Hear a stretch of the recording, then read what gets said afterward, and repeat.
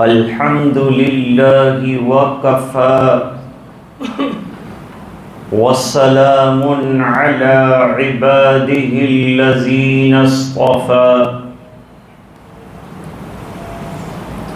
خصوصا على أفضلهم وخاتم النبيين محمد الأمين وعلى آله وصحبه أجمعين أما بعد أعوذ بالله من الشيطان الرجيم بسم الله الرحمن الرحيم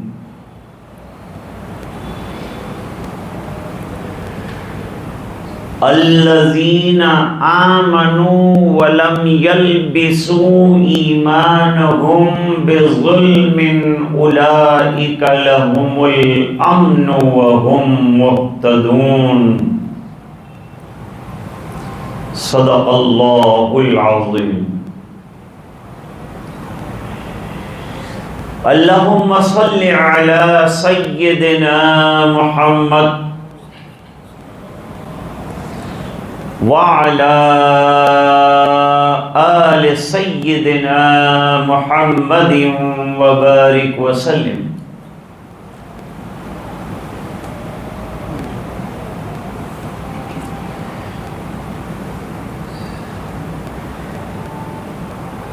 مسلمان کے لیے سب سے بڑا مسئلہ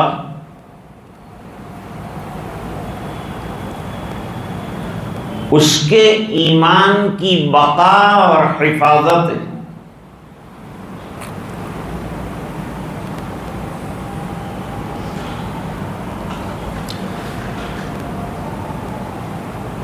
ایمان ایسی چیز ہے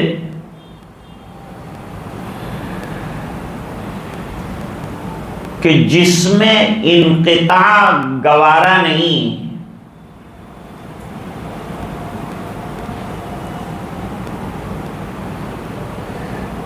ایک لمحے کے لیے انقطاع عن الایمان گوارا نہیں.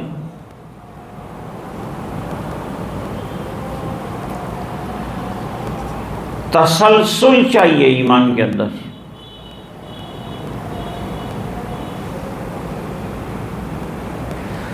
چنانچہ قرآن کریم میں اس کی طرف اشارہ کیا ہے.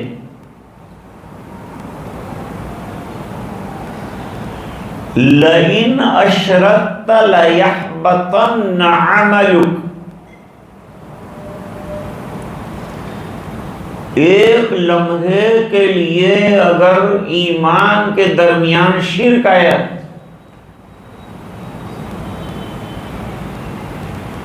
اعمال حبط ہو جائیں گے، ضائع ہو جائیں گے.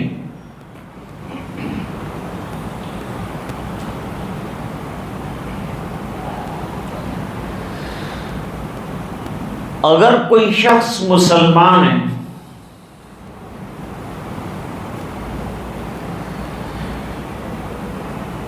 اور اچانک اس نے ارتداد اختیار کر لیے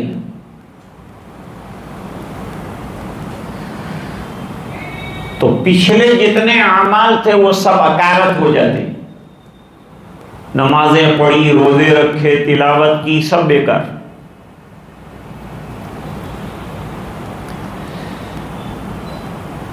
لیکن اگر اس نے ارتداد سے توبہ کر لی، دوبارہ مومن بن گیا،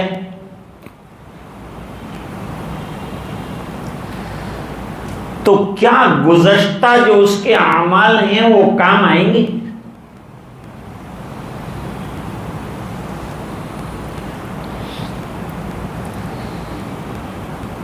ایک قول یہ ہے کہ پھر اس کے اعمال مقبول ہو جائیں گے. اور اگر اس نے حج بھی کر لیا ہو تو بہتر یہ ہے کہ دوبارہ حج کرے. اور حنفیہ کہتے ہیں کہ وہ گزشتہ کا حج چل گیا ہے،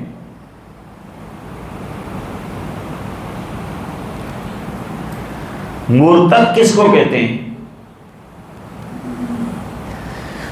مرتد اس کو کہتے ہیں جس نے ایمان قبول کرنے کے بعد ایمان کو ٹھکرا دیا.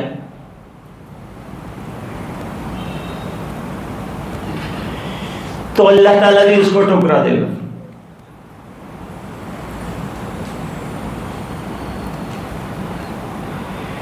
اور اگر اسی حالت میں مر گیا تو جتنے اعمال کیے تھے سب اکارت اور کافرین میں لکھا جائے گا اور جہنم میں ہمیشہ رہے گا. یہ ارتداد کا مسئلہ ہے.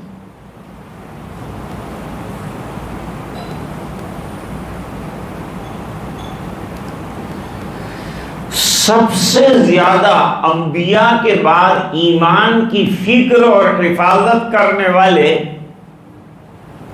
حضرات صحابہ اور صحابیات.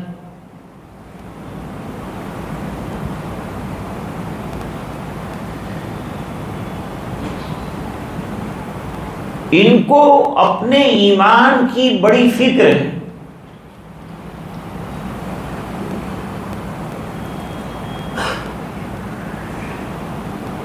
اور قدم قدم پر سوچتے ہیں کہ کوئی ایسا عمل نہ ہو جائے کہ جس کی وجہ سے ایمان پر اثر پڑ جائے، ایمان متاثر ہو جائے. اس کی فکر کرتے.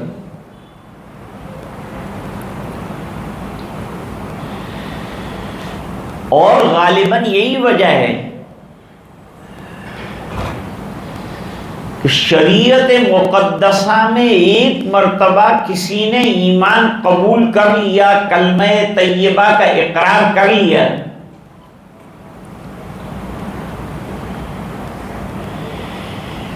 یہ اقرار کا مطلب یہ ہے کہ جتنی شریعت ہے وہ تمام شریعت مجھے منظور، اس کے احکام منظور، اس پر عمل منظور، اس میں اعتراض کسی چیز پر نہیں.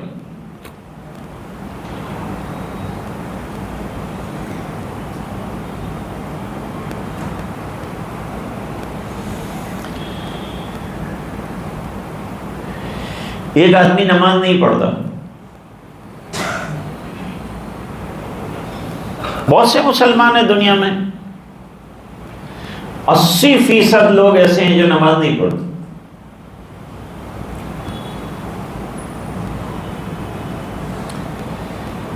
پہلے مسلمانوں کے اندر ایک جماعت رہی، اس کا نام مرجئہ. مرجئہ کا کیا عقیدہ تھا؟ مرجئہ کا عقیدہ یہ ہے کہ ایمان قبول کر لینے کے بعد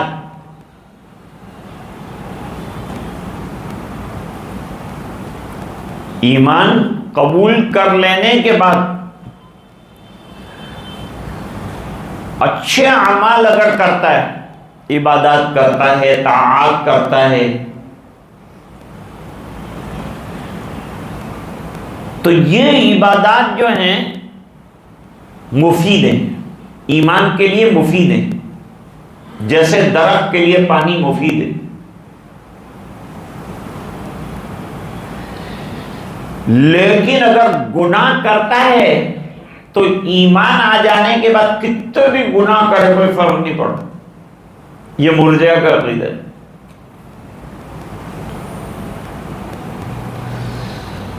آج مسلمان بھی ایسا کرتے ہیں، طاعت نہیں کرتے اور گناہ پہ گناہ کرتے ہیں اور اللہ کو غفور الرحیم سمجھ کر جنتی ہونے کا دعویٰ کرتے ہیں.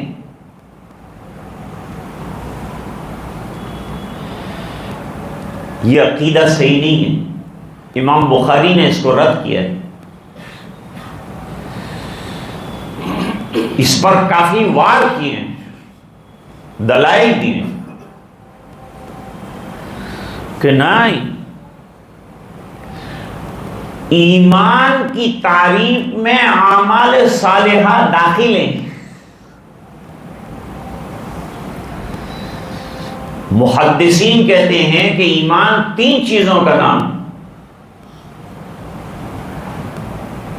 متکلمین کہتے ہیں ایمان معرفت اور تصدیق کا نام، اور وہ بسیط ہے، دل میں جمی ہوئی۔ اور محدثین کہتے ہیں کہ ایمان 3 چیزوں کا نام ہے۔ اقرار، ایک تو زبان سے اقرار کرنا کہ میں مسلمان ہوں، میں کلمے کا شیدائی ہوں، میں ایک اللہ کو مانتا ہوں، حضور کی رسالت کو آخری مانتا ہوں۔ نمبر 2، دل سے تصدیق کرنا، خالی زبان سے اقرار کیا، دل میں کچھ نہیں ہے، زبان سے کہہ بھی دیا لا الہ تو کیا حاصل، دل و نگاہ مسلمان نہیں تو کچھ بھی نہیں۔ تو اب دل میں تصدیق درکار ہے۔ اور تیسری چیز عمل، ایمان کی تعریف کے اندر ہے، ایمان بنے گا یہ 3 چیزوں سے۔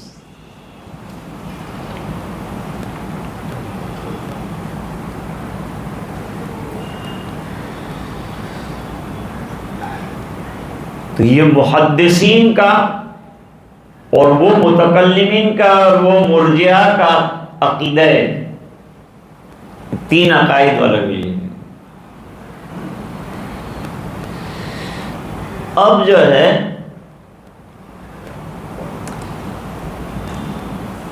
ارتداد خطرناک چیز ہے۔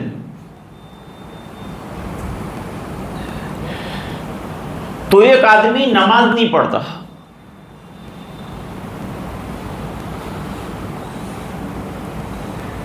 نماز پنجگانہ فرض ہے، فرض چھوڑ رہا ہے،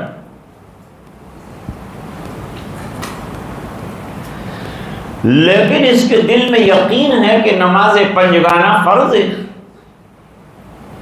اور میں غفلت اور کوتاہی سے کام لے رہا ہوں۔ تو ہو سکتا ہے کہ اللہ تعالیٰ اس کو معاف فرما دے، گناہ گار ہے، نماز نہ پڑھ کر لیکن معافی کی امید ہے اللہ کی ذات سے۔ ایمان رجا اور خوف دونوں کے درمیان ہے۔ رجا کا کیا معنی کہ میں گناہ گار ہوں، کوتاہیاں ہیں میری، لیکن میرا پروردگار کریم ہے، ہو سکتا ہے مجھے معاف فرما۔ امید رکھے اللہ کی ذات سے، لیکن خوف بھی رکھے کہ میرا پروردگار جو ہے وہ قہار بھی ہے، انتقام لینے والا بھی ہے، نہ عمل کرنے پر پکڑ بھی کر سکتا، اور میرے سب اعمال میرے منہ پہ مار بھی سکتا ہے، وہ اتنی طاقت رکھتا ہے۔ الایمان بین الخوف والرجا،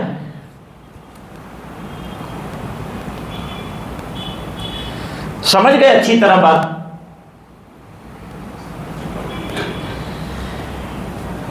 ایک آدمی نماز نہیں پڑھتا اور اوپر سے یوں کہتا ہے میں نماز کسی چیز کو نہیں مانتا، کافر ہو گیا، کیونکہ رکن اسلام کا انکار کیا۔ اس کی سخت پکڑ ہے اللہ کے یہاں۔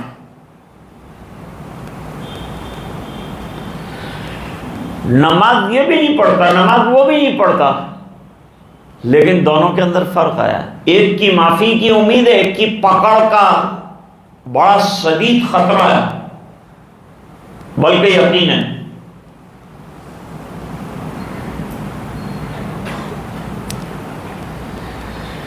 ایک آدمی داڑھی نہیں رکھتا، حالانکہ داڑھی انبیاء کرام کی سنت ہے، صحابہ کرام کی سنت ہے، اہل اللہ کی سنت ہے، اولیاء اللہ کی سنت، داڑھی کا رکھنا۔ بلکہ ہندو رشی منی بھی داڑھی رکھتے رہے ہیں۔ ابھی جتنے سنتوں کی تصویریں آتی ہیں اس کے اندر دیکھا ہوگا اپنے سب کی داڑیاں ہیں، صفن صفا تو دو چار ہی ہیں، باقی سب داڑھی رکھتے، تو ان کے دھرم کے اندر بھی داڑھی رکھنا ہے۔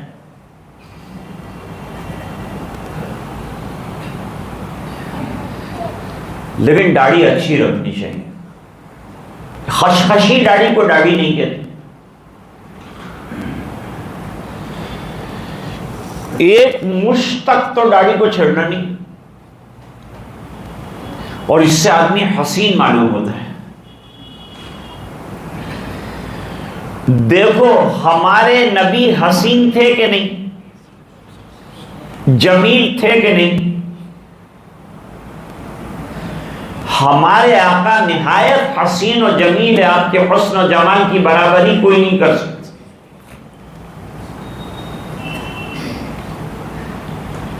حضرت یوسف علیہ السلام حسین ہیں، سرکار جمیل ہیں۔ جمال کے اندر حسن آ جاتا ہے، حسن میں جمال نہ بھی آئے۔ جمال کلی ہے، حسن جزوی ہے۔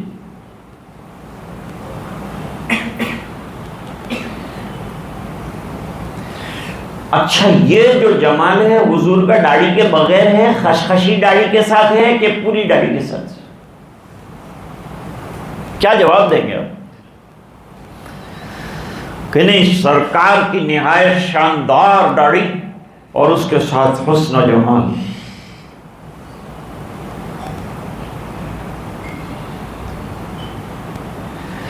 جو لڑکیاں یوں کہے کہ ہم داڑھی والوں کے ساتھ شادی نہیں کریں گی، ایسی لڑکیوں کو ایسا ریجیکٹ کرو کہ اس کو کوئی دلہا نہ ملے۔ اور سب نوجوان 100% داڑھی رکھو، پھر کہاں جائے گی؟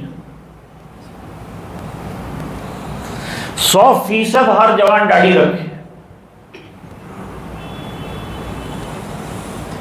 پھر کسی کو چوں چاں عورت کو کرنے کا حق نہیں رہے گا۔ یہ سب کالج اور یہ موبائل اور یہ فلمیں، اس نے جو ہے خرابیاں پھیلے۔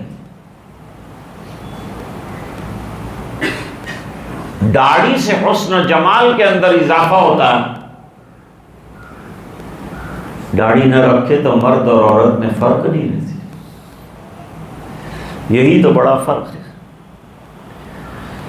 عورت کا حسن اس کے لمبے بالوں سے، مرد کا حسن لمبی داڑھی سے۔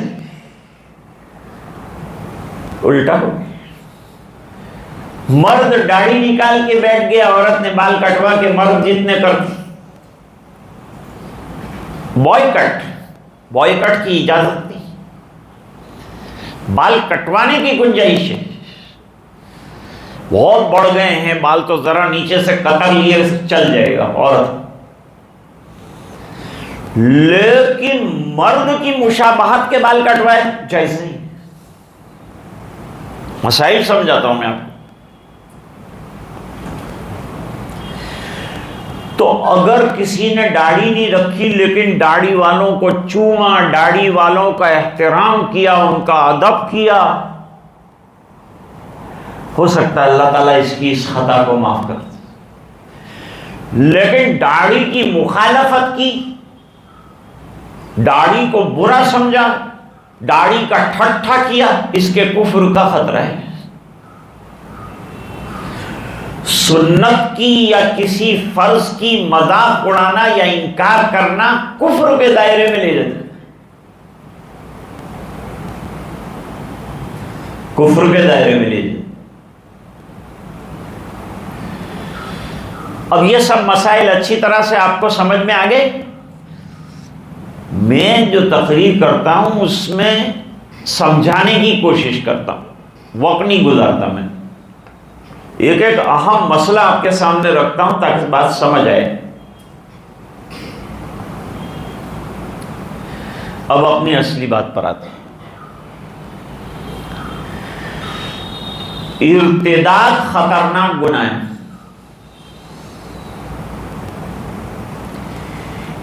ایمان ایسی چیز ہے کہ ہرقل نے کہا کہ ایمان جب دل کی گہرائی میں بس جاتا ہے، بشاشت قلب کہتے ہیں اس کو، بشاشت قلب کہتے ہیں، جب ایمان دل کی بشاشت اور گہرائی کے اندر آ جاتا ہے تو پھر انسان کا گلا کاٹ دیا جائے لیکن وہ ایمان نہیں چھوڑ سکتا۔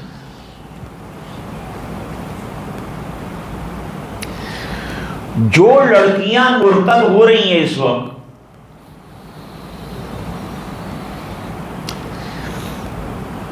ان کا ایمان کچا ہے، ورنہ بشاشت قلب میں ایمان ہوتا یہ ایمان چھوڑتی، اور وہ بھی ایسے کافر کے لیے، کہاں سے چھوڑ دی؟ نہیں چھوڑتی،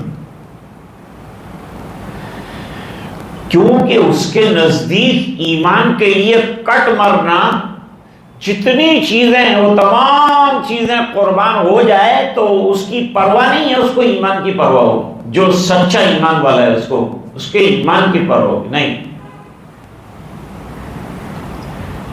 مجھے مال نہیں چاہیے، مجھے دولت نہیں چاہیے، لیکن ایمان نہیں چھوڑ سکتا۔ حضرت بلال کو کتنا مارا، سینے پہ چٹان رکھی دوپہر کی سخت گرمی میں،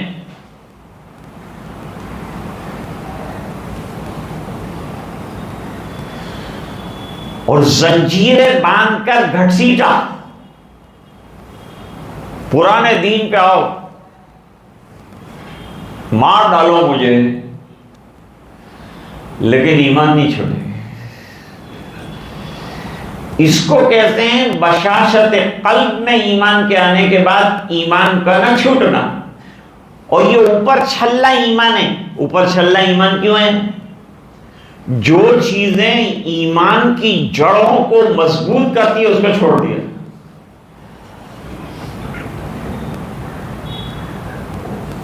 نماز ایمان کو طاقت دیتی، روزہ ایمان کو طاقت دیتا ہے، روزانہ کا ذکر اوراد ایمان کو طاقت بخشتا ہے، گناہوں سے بچنا ایمان کو طاقت بخشتا ہے۔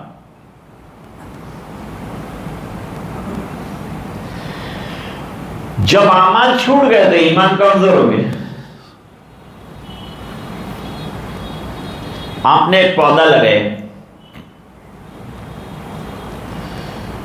پودا لگانے کے بعد اب دو کام کرنے پڑیں گے۔ پودے کے چاروں طرف فینس لگانی پڑے گی، جیسا کہ روایتوں سے معلوم ہوتا ہے، کیونکہ یہ چھوٹا سا پودا ہے، کسی کو نظر آئے نہ آئے، جانور چلے گا، انسان چلے گا، کچل ڈالے گا تو پودا 2 دن میں ختم۔ لیکن آپ نے چاروں طرف سے باڑ لگا دی، تب اس سے گزر کر سائڈ پہ سے جانے والے جائیں گے۔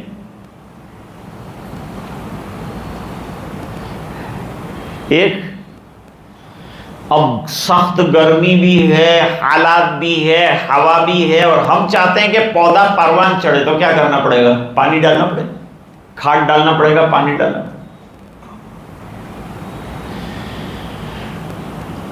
کلمہ طیبہ پڑھنے کے بعد گویا آپ نے دل کی دنیا میں ایمان کا پودا لگا دیا۔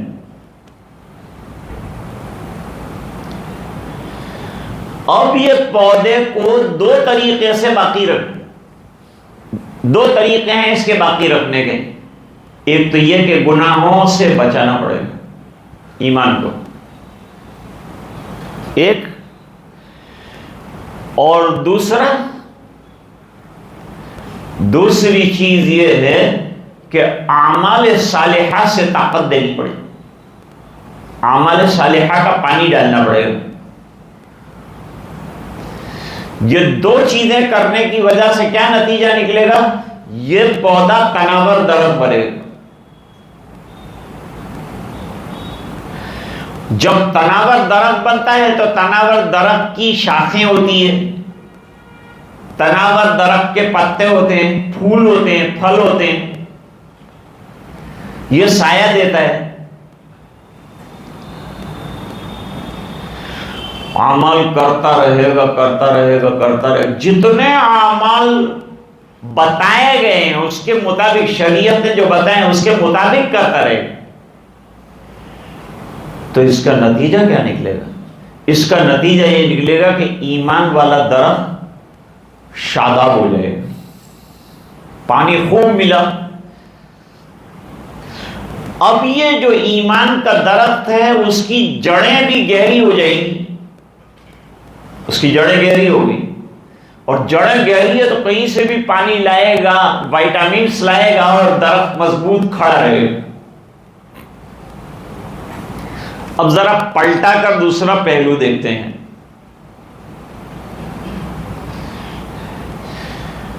ایک آدمی وقت پر نمازوں کو ادا کر رہا ہے، مسجد میں آ رہا ہے، تو یہ علامت ہے کہ اس کے اندر کا ایمان بہت مضبوط ہے، کیونکہ شاخیں زیادہ دیکھ کر یہ اندازہ ہوتا ہے کہ یہ درخت کی جڑیں گہری۔ ایک آدمی خوب تلاوت کر رہا ہے، قرآن کریم سے خوب دل لگا رہا ہے، تو ہم کو یہ پتا چلے گا کہ اس کے ایمان کی جڑیں بہت گہری ہے۔ اب ایک بات سمجھو کہ ایمان نظر نہیں آتا، عمل نظر آتا، کیونکہ ایمان دل کی چیز ہے، وہ دل میں ہے۔ وَقَلْبُهُ مُطْمَئِنٌ بِالْإِيمَانِ، دیکھیے وہاں دل میں ایمان کا بات کی، اور اعمال نظر آتے ہیں۔ ایمان یقین کا نام ہے، اور یقین کا تعلق قلب سے ہے، تصدیق کا نام ہے، اور تصدیق کا تعلق قلب سے ہے۔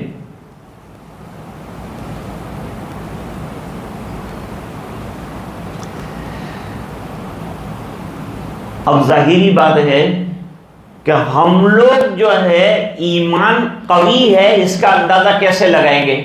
جو محسوس اعمال وہ کرے گا اس سے لگائیں گے، غیر محسوس سے تو پتہ چلتا نہیں ہے، محسوس سے پتہ چلتا ہے۔ تو اندر کے ایمان کا پیکر محسوس عمل ہے۔ ایک باریک نقطہ مولانا سمجھیں،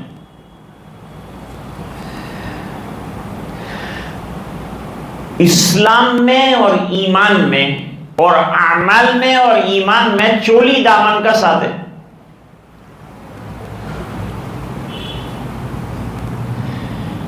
علامہ سید محمد انور شاہ کشمیری رحمۃ اللہ علیہ صدی کے بہت بڑے محدث ہیں،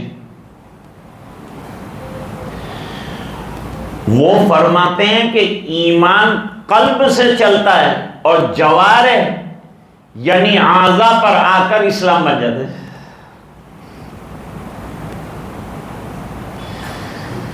اسلام جوارح سے ظاہر ہوتا ہے اور چلتے چلتے قلب میں جا کے ایمان ہو جاتا ہے۔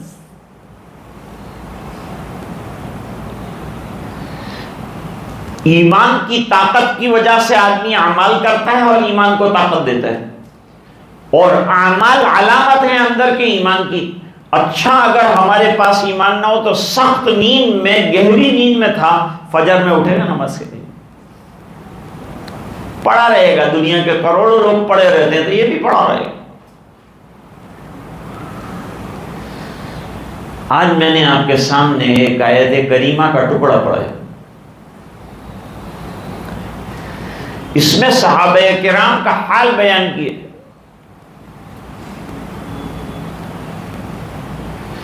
اللہ تعالیٰ قرآن شریف میں فرماتے ہیں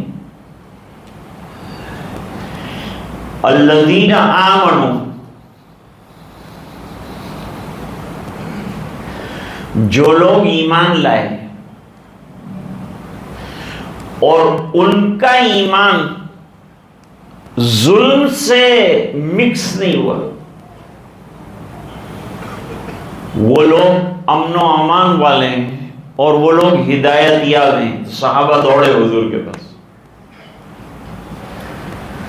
کیونکہ ظلم سے ایمان کا مکس نہ ہونا یہ مشکل ہے ذرا۔ ظلم کسے کہتے ہیں؟ اصطلاح قرآن کریم میں اور حدیث میں ظلم سے مراد گناہ ہے، اور گناہ دو ہیں، بہت بڑا گناہ، چھوٹے گناہ۔ بڑا گناہ شرک اور کفر ہے۔ قرآن کریم میں فرمائے ان الشرک لظلم عظیم، شرک ظلم عظیم ہے۔ دیکھو اس کو ظلم کا شرک،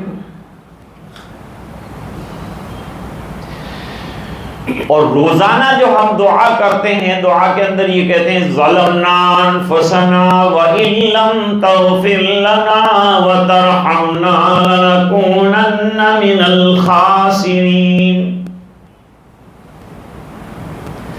یہ دوسری چیز ہے، یہ چھوٹے گناہ ہیں۔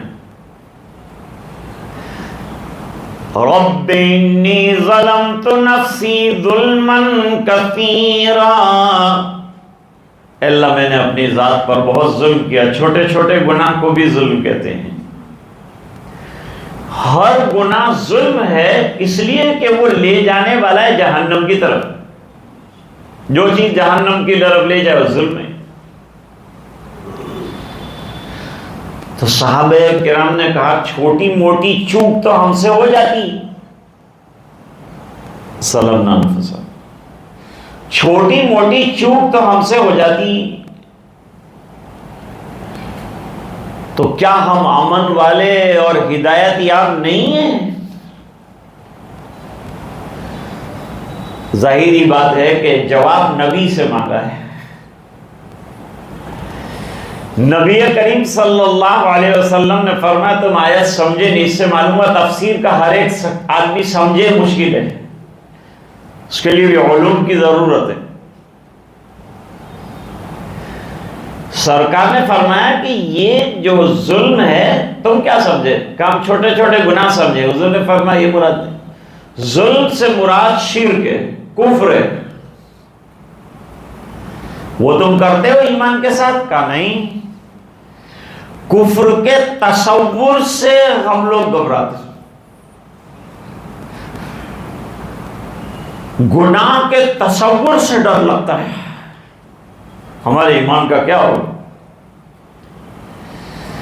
فرمایا تم اس کے اندر مراد نہیں ہو۔ تب جا کر کے صحابہ کرام کو اطمینان ہوا۔ آج کی بات اسی پر ختم کرتے ہیں۔ اللہ تعالی ہمیں دین کی سمجھ عطا فرمائے، ایمان کی حفاظت کا ذوق عطا فرمائے۔ آج کے مضمون کا اور آج کے بیان کا عنوان جو ہے ایمان کی حفاظت۔